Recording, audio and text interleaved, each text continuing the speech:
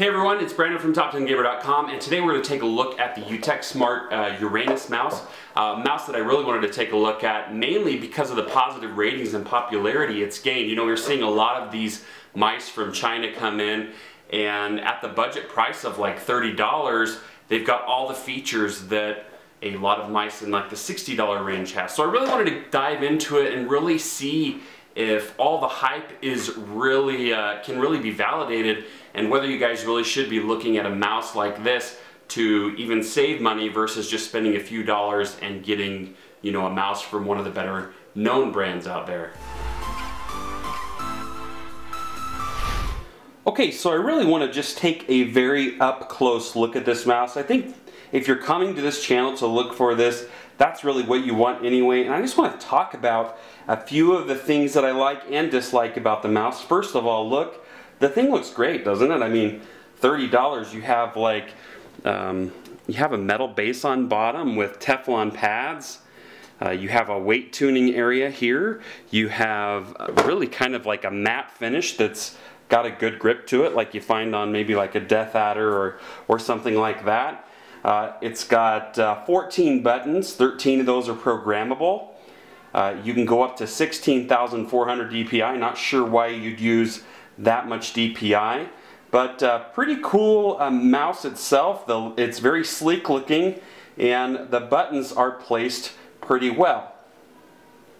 As far as the lighting, it's pretty much completely customizable. I think they said you could do up to like 16 million colors with it. So pretty much you can get any color that you want out of the mouse. The scroll wheel here on top also reminds me of the Death Adder. It protrudes a little bit more out of the top. Just want to discuss kind of the side of the mouse. I'm not sure how well you can really see, but something that's really nice are these programmable buttons on the side. There's 5 of them, but with my hand, I have a pretty large thumb. I'm a big guy, and I kind of occasionally misclick while using this mouse. Now, I'm not sure if that's just something that will come with time that I'll get over, but for me it was just a little bit awkward to have those buttons on the side. And I know of a lot of you that use these mice that have no problem with this, but again, that was a little awkward for me. And then also, I'm not sure if you can see how sharp this edge is right here, but to me, it's not so ergonomic as much as sharp.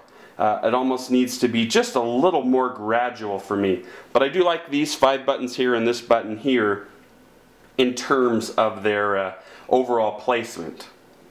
One thing I do like about the contours of this mouse, and it doesn't show up perfectly in this video, but there's a slight indentation to the right and left click button here, and then also where your, I guess that would be where your fourth finger would lie, there's an indentation, which is pretty comfortable overall. Again, the matte black finish and everything about this mouse just really makes it feel a lot more expensive than it actually is.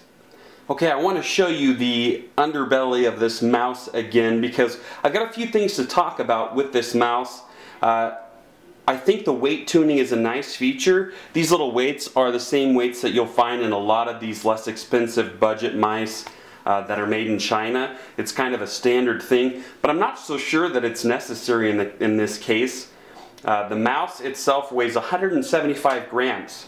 So that's on the heavier side already. Now, the weight tuning, there's 8 2.4 gram weights, which I figured out earlier was about 19.2 grams.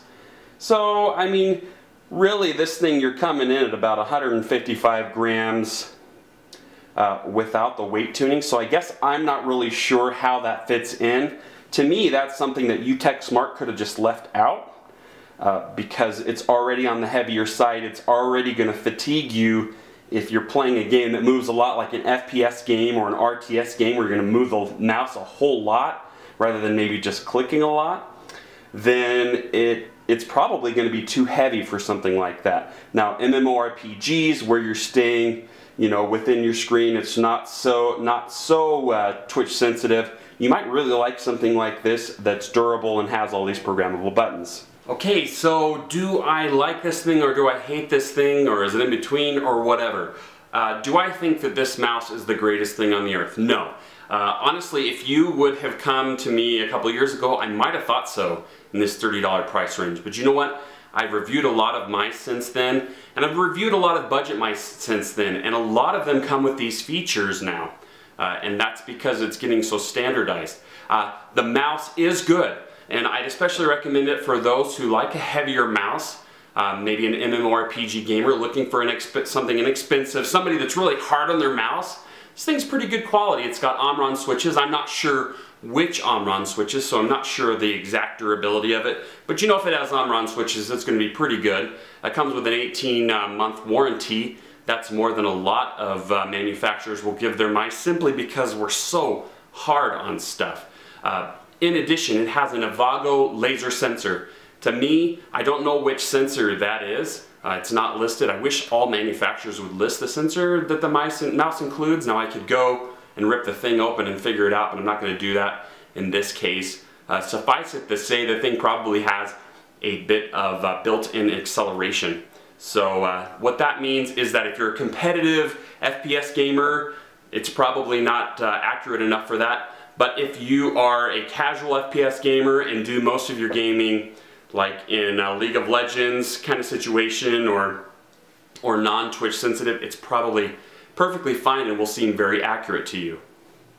Okay, so that's really all I have to say about it. It's not for everyone, but I can definitely see the appeal for those looking for a mouse with a lot of features in the budget category. It is well built. It does look great. It does feel good in your hands for the most part. So if you guys have any questions about it, you can ask me in the comment section below. Also, go to the description to buy this product on Amazon to help support the channel, and also use our G2A link below to buy cheap games on G2A.com. Anyway, you can join our community at facebook.com/top10gamer, and to help this video get more exposure, press that like button. Thanks so much, and we'll see you next time.